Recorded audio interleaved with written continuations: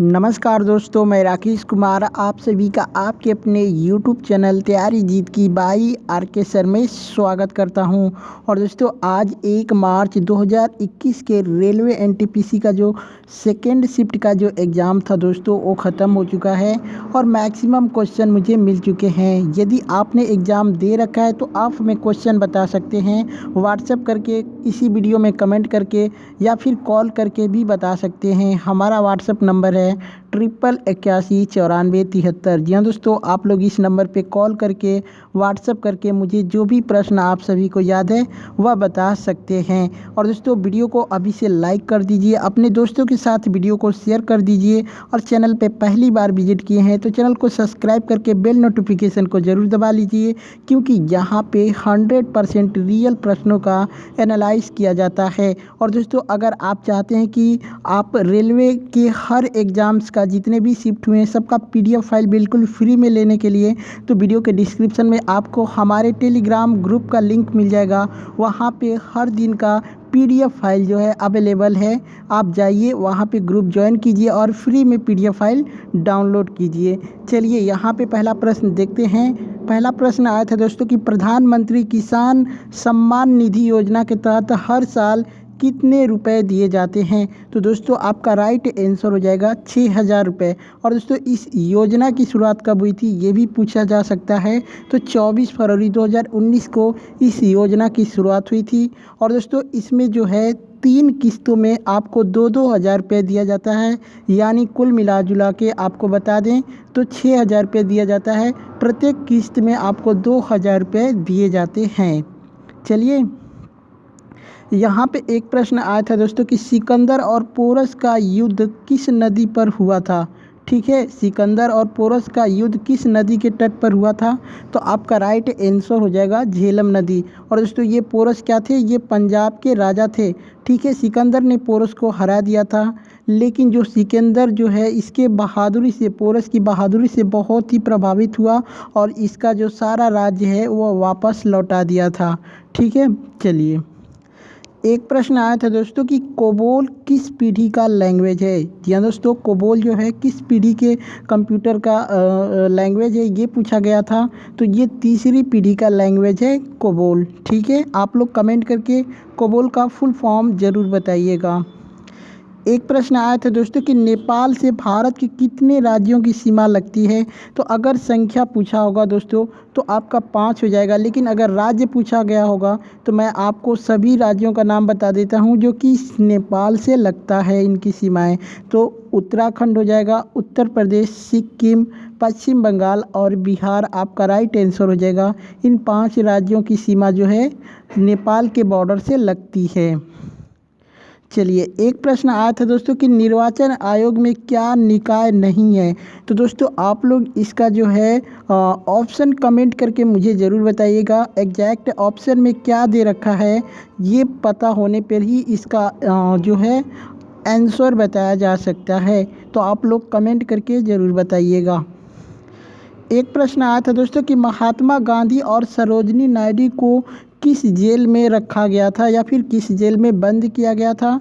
तो दोस्तों ये यरवदा जेल है जो कि पुणे में पड़ता है, यहीं पे इन लोगों को बंद करके रखा गया था। और दोस्तों आपको बता देता हूँ कि यहाँ पे पुणे के आगा खां पैलेस के नाम से भी इसको जाना जाता है। तो हो सकता है कि आपके ऑप्शन में आगा खां पैलेस दिया हो या फिर यरवदा जेल दिया हो। आप लोग कमेंट करके ज़रूर बताइएगा कि आपके ऑप्शन में क्या दिया हुआ था।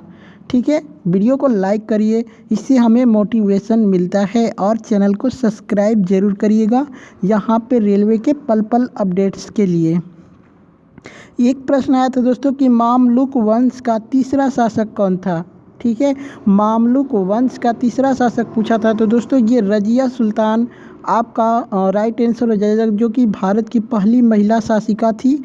और दोस्तों आपको बता दें कि मामलुक वंश का जो पहला शासक था कुतुबुद्दीन ऐबक था, दूसरा इसका दामाद जो था इल्तुतमिश। ठीक है, और तीसरे नंबर पे रजिया सुल्तान आपका राइट आंसर हो जाएगा। एक प्रश्न आया था दोस्तों कि अंडमान निकोबार द्वीप समूह की सबसे ऊंची चोटी कौन है। तो दोस्तों अगर अंडमान निकोबार द्वीप समूह का पूछा गया हो तो सैडल पर्वत जो है आपका राइट आंसर हो जाएगा। और दोस्तों बता दें कि इसकी ऊंचाई जो है 737 मीटर है। ठीक है दोस्तों, अगर ये प्रश्न आया था कि तो आप लोग कमेंट करके ज़रूर बताइए।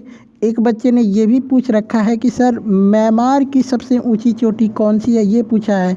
तो आप लोग कमेंट करके ज़रूर बताइए कि अंडमान निकोबार का पूछा था या फिर म्यांमार का पूछा था या फिर ये दोनों पूछा गया था। तो अगर म्यांमार को पूछा गया होगा तो हो जाएगा यहाँ पे हकाकाबो। ठीक है, हकाकाबो राजी ये पर्वत का नाम है। और दोस्तों इसकी ऊंचाई जो है 19,295 फीट है। अगर मीटर की बात करें तो 5,881 मीटर इसकी ऊंचाई है। हकाकाबो राजी इसका नाम है। ठीक है, चलिए एक प्रश्न आया था दोस्तों कि इनमें से कौन सी लैंग्वेज चौथी पीढ़ी का है। तो दोस्तों हाई लैंग्वेज जो है, हाई लेवल लैंग्वेज जो है चौथी पीढ़ी में उपयोग किया गया था। बाकी आप लोग ऑप्शन कमेंट करके ज़रूर बताइएगा, ऑप्शन के अकॉर्डिंग मैं इसका आंसर जो है बता पाऊँगा। एक प्रश्न आया था दोस्तों कि 61वां संविधान संशोधन जो है ये किससे संबंधित है। तो दोस्तों 61वां संविधान संशोधन जो है उसमें जो है निर्वाचन यानी जो वोट डालने की उम्र थी वो 21 वर्ष थी। तो दोस्तों जो 61वां संविधान संशोधन है इसके थ्रू क्या है 21 वर्ष से इसको घटाकर 18 वर्ष किया गया था। ठीक है, चलिए एक प्रश्न आया था दोस्तों कि आराम हराम है किसने कहा था या फिर आराम हराम है का नारा किसने दिया था। तो दोस्तों ये पंडित जवाहरलाल नेहरू ने दिया था। और दोस्तों आपको बता दें कि ये स्वतंत्र भारत के पहले प्रधानमंत्री भी थे। ठीक है, चलिए एक प्रश्न आया था दोस्तों कि यहाँ पे मेघालय की राजधानी कौन है। जी दोस्तों आज आपसे मेघालय की राजधानी का नाम भी पूछ लिया था, तो शिलोंग आपका राइट आंसर है।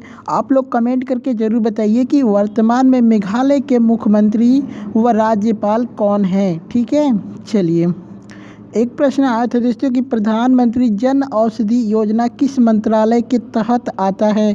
तो दोस्तों ये जो औषधि विभाग रसायन और उर्वरक मंत्रालय के द्वारा आता है। और दोस्तों इन्हीं के द्वारा नवंबर 2008 में पूरे भारत में शुरू किया गया था। ठीक है, चलिए इसके तहत क्या होता है दोस्तों, कम से कम कीमत पे आपको दवाइयाँ उपलब्ध कराया जाता है। चलिए एक प्रश्न आया था दोस्तों कि कौन सा प्राचीनतम समाचार पत्र अभी तक प्रचलित है। तो दोस्तों जो बॉम्बे समाचार है, ठीक है, जिसको अब मुंबई समाचार के नाम से जाना जाता है, ये अभी तक प्रचलित है। और दोस्तों इसकी स्थापना 1822 में हुआ था। और दोस्तों पहली बार जो है गुजराती और अंग्रेजी में इसका प्रकाशित हुआ था। ठीक है, चलिए एक प्रश्न आया था दोस्तों कि 2019 में संयुक्त राष्ट्र जलवायु कार्यवाही शिखर सम्मेलन जो है ये कहाँ पर हुआ था। तो दोस्तों ये 23 सितंबर 2019 को न्यूयॉर्क में हुआ था। ठीक है, चलिए दोस्तों यहाँ पे सेकेंड शिफ्ट का जो प्रश्न था मुझे इतना ही मिला था। अब बाकी प्रश्न अगर आप लोग को याद है तो कमेंट करके ज़रूर बताइएगा। चलिए यहाँ पे फर्स्ट शिफ्ट के कुछ प्रश्न देख लेते हैं जो कि मुझे लेट से मिले थे। ठीक है, चलिए यहाँ पे एक प्रश्न मिला था कि बाण भट्ट किसके दरबारी कवि थे। दोस्तों ये रिपीटेड प्रश्न है और इसका राइट आंसर हो जाएगा हर्षवर्धन। एक प्रश्न आया था दोस्तों कि स्वतंत्रता के बाद जवाहरलाल नेहरू ने पहला परमाणु बैठक किसके अध्यक्षता में की थी। तो ये हो जाएगा जे होमी भाभा। ठीक है, जे होमी भाभा आपका राइट आंसर हो जाएगा। एक प्रश्न आया था दोस्तों कि रैयतवाड़ी व्यवस्था सर्वप्रथम कहाँ पर लागू की गई थी। यहाँ पे दोस्तों मुझे 3 ऑप्शन मिले हैं, कोलकाता, मुंबई और मद्रास। तो दोस्तों आपका जो मद्रास है ये राइट आंसर हो जाएगा। मद्रास में सबसे पहले रैयतवाड़ी व्यवस्था लागू की गई थी। एक प्रश्न आया था दोस्तों कि अंतर्राष्ट्रीय जल वर्ष कब घोषित किया गया था। तो इसका राइट आंसर हो जाएगा 2003 में। ठीक है, एक प्रश्न आया था दोस्तों कि NRDWP का फुल फॉर्म क्या है। NRDWP का फुल फॉर्म पूछा था। तो दोस्तों इसका राइट आंसर हो जाएगा national rural drinking water programme. ठीक है, national rural drinking water programme आपका राइट आंसर हो जाएगा। तो दोस्तों इतने सारे प्रश्न मुझे मिले थे। ये वीडियो आप लोग को कैसी लगी कमेंट करके ज़रूर बताइएगा। अच्छी लगी हो तो लाइक ज़रूर करिएगा और वीडियो को अपने दोस्तों के साथ शेयर ज़रूर करिएगा। चलिए चलते हैं, मिलते हैं नेक्स्ट वीडियो में, तब तक के लिए जय हिंद।